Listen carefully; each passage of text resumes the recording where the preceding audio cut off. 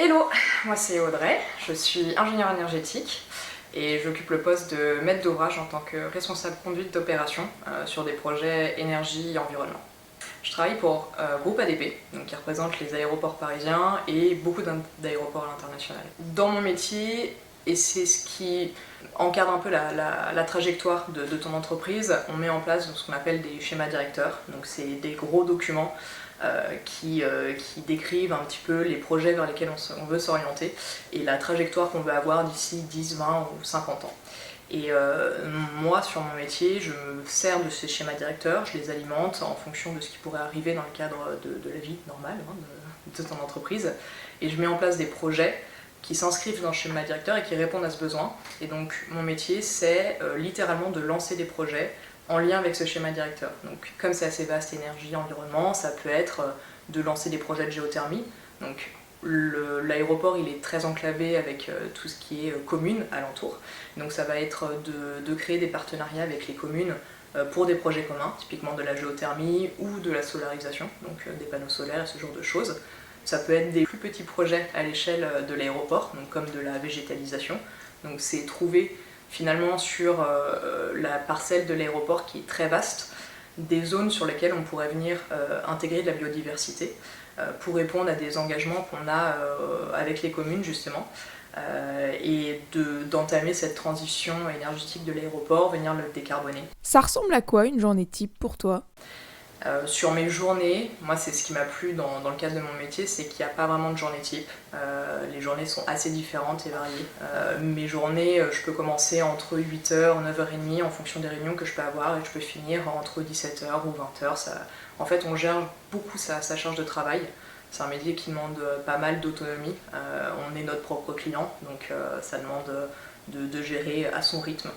Et moi c'est ce qui me plaît dans mon job, quoi. Est-ce que c'est compliqué d'être ingénieur au féminin ? Est-ce que durant tes études, ça a été compliqué ou pas ? Dans mes études, je pense pas. J'ai intégré des classes où on avait beaucoup d'hommes de manière générale parce que c'était des filières peut-être plus techniques et appliquées où traditionnellement on retrouve pas mal d'hommes. Mais le fait d'être une femme n'a jamais posé problème. J'ai toujours pu m'intégrer sans souci, il n'y avait pas de barrière à ce niveau-là. Dans le monde professionnel, je dirais que c'est surtout la discrétion de ton manager finalement, comment est-ce que lui recrute ses équipes. En l'occurrence, là sur mon poste, on a je crois une majorité de femmes, sur une dizaine de personnes, on doit être 6 ou 7 filles au final. Donc non, la parité on l'a. Après, je pense pas que ingénieur aujourd'hui en tant que femme, ça pose problème. Peut-être sur des plafonds de verre quand on atteint un certain poste, mais en tout cas moi dans mon quotidien je le ressens absolument pas. Tu mentionnais tes études à l'instant, est-ce que tu peux nous en parler ? Alors j'ai fait un bac SCI 2D, option architecture et construction, et ensuite j'ai réalisé un BTS en génie énergétique et génie climatique. Et à la suite de ça, j'ai tenté les concours d'ingé pour l'ESTP, et donc j'ai intégré la filière génie énergétique de la construction durable en alternance. Est-ce que c'est classique de faire une école d'ingénieur après un BTS ?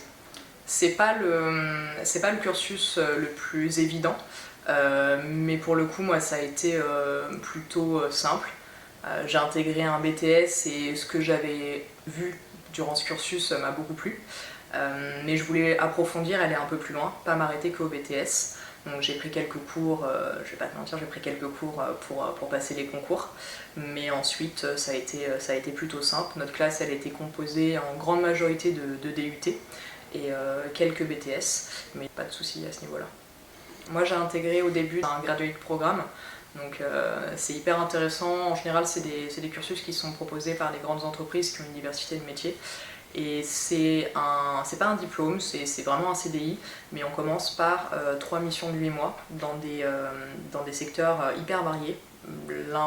L'intérêt c'est de pouvoir intégrer justement des unités assez variées et de travailler ton adaptabilité et aussi de potentiellement t'aider à trouver ce que tu veux faire plus tard. Donc à travers ça j'ai pu découvrir pas mal de domaines et ça m'a beaucoup plu. Alors, on va parler un petit peu carrière et recrutement maintenant. Est-ce que tu travailles dans un secteur qui recrute ? Qu'est-ce qu'un recruteur peut rechercher chez des jeunes diplômés ? Et enfin, quelles sont les évolutions possibles en termes de carrière et de salaire ? Alors oui, déjà le recrutement, je pense qu'on est En France aujourd'hui, on a beaucoup de projets qui sortent et on recherche des ingénieurs. Mon domaine particulièrement, je pense que la question climatique et énergétique, elle est plus qu'en vogue, donc sur ça, il y a de quoi faire, il y a beaucoup de projets, l'évolution des réglementations et des normes font que va y avoir beaucoup de travail à faire, donc beaucoup de recrutement aussi. Quelles sont les qualités chez un jeune ? Je pense que nous aujourd'hui, ce qu'on recherche, c'est des personnes qui ont de la curiosité sur le domaine, qui savent pourquoi elles postulent sur notre boîte en l'occurrence, et savoir nous dire ce qui leur plaît. Je pense qu'on recherche des personnes qui ont envie de faire bouger les choses. En l'occurrence à ADP, on est pas mal en recherche d'innovation sur le domaine de l'énergie en l'occurrence, donc ça serait une personne qui serait assez proactive et motivée, tout simplement. Et maintenant, en termes d'évolution de carrière, quelqu'un qui rentre dans la boîte en tant que jeune diplômé, est-ce qu'il va stagner au même niveau pendant un moment ? Est-ce qu'il a moyen de devenir chef de projet ? Est-ce qu'il a moyen d'évoluer ? Et en termes de salaire, on rentre à peu près à quel salaire ? Si je prends mon cas, qui n'est pas forcément celui de la majorité des personnes qui rentrent à ADP, puisque j'ai fait un graduate programme, si je prends ma référence, ce qui est hyper intéressant, c'est que ce graduate programme nous permet d'évoluer beaucoup plus rapidement. C'est un peu comme un tremplin finalement. On a 2 ans sur lesquels on évolue assez vite. Et l'objectif justement, c'est d'atterrir au bout de seulement 2 ans sur des postes avec du management ou avec un minimum de responsabilité qu'on n'aura pas forcément en rentrant par la porte lambda du recrutement. Donc ça c'est hyper intéressant. D'autre part à ADP, l'avantage c'est qu'on a des dizaines et des dizaines de métiers différents dans la boîte qui vont de l'exploitation aéroportuaire en passant par des postes comme moi de gestion de projet, mais on a aussi des pompiers, enfin on a beaucoup de métiers différents. Et pour le coup, moi je suis passée par du bureau d'études, en passant aussi par de la gestion d'actifs et financière, avant d'arriver sur des postes plutôt de gestion de projet. Donc j'ai vu plein de choses différentes et c'est ce qui m'a plu aussi à ADP, c'est qu'on peut changer très facilement. Et donc aussi monter en responsable de projet, responsable de domaine, plus facilement qu'autre part.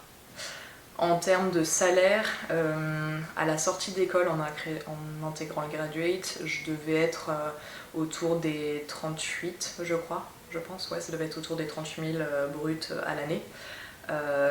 Et en 2 ans, on prend à peu près entre 10 et 20%, donc ce qui est intéressant. Aujourd'hui, sur un poste comme le mien, en tant que conduite d'opération, maître d'ouvrage, on tourne entre 55 et 65. Est-ce que tu aurais un dernier mot pour essayer de motiver les élèves qui sont actuellement au lycée, en BTS ou en prépa ? Alors je pense qu'il ne faut pas avoir peur déjà de la prépa. Enfin moi je m'en suis passée et ça s'est très bien passé, donc je pense qu'il ne faut pas non plus se mettre énormément la pression. Je me rends compte dans le monde du travail que la chose qu'on me demande avant tout, c'est juste d'avoir cette motivation, de bien vouloir faire les choses, de savoir discuter, c'est beaucoup de communication. On ne se rend pas compte à quel point les couacs qu'on peut avoir dans le monde professionnel, c'est du manque de communication entre les personnes. Donc le diplôme d'ingé et le nom de mon école, c'est très bien. La motivation et l'envie de bien faire, je pense que ça fait beaucoup la différence. Et t'aimes ce que tu fais ? J'adore ce que je fais. Cool. Merci beaucoup.